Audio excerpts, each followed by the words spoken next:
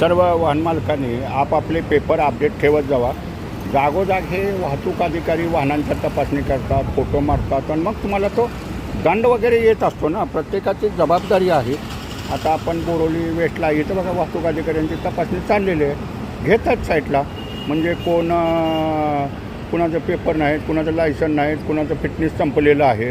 आता बघा इथं रिक्षावाल्याला बी घेतला आहे एका बघलेला। आता काय ते करणार आहेत, फोर व्हीलरवाला एक आहे, मोटरसायकलवाल्यांना मागाच्यानं एक दोघांना त्यांनी घेतलं। पण प्रत्येकाची जबाबदारी आहे, आपापल्या वाहनाचे पेपर अपडेट ठेवा, आपापली लायसन नूतनीकरण ही वेळेत करा।